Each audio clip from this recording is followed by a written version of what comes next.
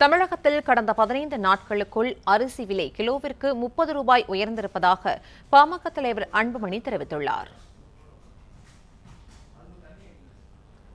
கூடுதல் விவரங்களை செய்தியாளர் பாண்டியராஜன் வழங்க கேட்கலாம். பாண்டியராஜன், வணக்கம். விவரங்களை பதிவு பண்ணலாம்.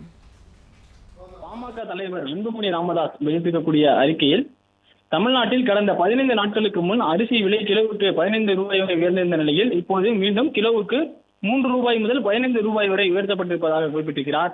வெறும் 15 நாள் இடைவெளியில் சாப்பாட்டு அரிசியின் விலை கிலோவுக்கு 30 ரூபாய் வரை உயர்ந்திருப்பது அதிர்ச்சி அளிப்பதாகவும் அன்புமணி ராமதாஸ் குறிப்பிட்டிருக்கிறார். 2 நாட்களுக்கு முன்பு வரை கிலோ 52 ரூபாய்க்கு விற்பனை செய்யப்பட்ட சாதாரண ரக பொன்னி அரிசி விலை இப்போது ₹8 உயர்ந்து 60 ரூபாய் ஆகியுள்ளதாகவும், மைசூர் பொன்னி, ஆந்திரா பொன்னி ஆகிய அரிசி வகைகளின் விலை 50 ரூபாயிலிருந்து 65 ரூபாய் உயர்ந்திருப்பதாகவும் அன்புமணி ராமதாஸ் குறிப்பிட்டிருக்கிறார். பருவமழை பெய்யாததால் காவிரி பாசன மாவட்டங்களில் கோடை மற்றும் குறுவை பருவ சாகுபடி குறைந்ததுதான் இதற்கு காரணம் என்று கூறப்படுவதாகவும் அன்புமணி ராமதாஸ் குறிப்பிட்டிருக்கிறார். ஆனால் கடந்த ஆண்டில் குறுவை, சம்பா, தாளடி ஆகிய 3 பருவங்களிலும் நெல் அமோகமாக விளைந்ததாலும் நடப்பாண்டில் குறுவை பருவம் இன்னும் முடிவடையாததாலும் இந்த காரணத்தை ஏற்க முடியவில்லை எனவும் பாமக தலைவர் அன்புமணி ராமதாஸ் குறிப்பிட்டிருக்கிறார். அரிசி விலை உயர்வை கட்டுப்படுத்த இந்தியாவிலிருந்து அரிசி ஏற்றுமதிக்கு தடை விதிக்க வேண்டும் எனவும், மொத்த வணிகர்களின் அரிசி கையிருப்பு உச்சவரம்பு நிர்ணயிக்க வேண்டும் எனவும் அன்புமணி ராமதாஸ் தெரிவித்திருக்கிறார்.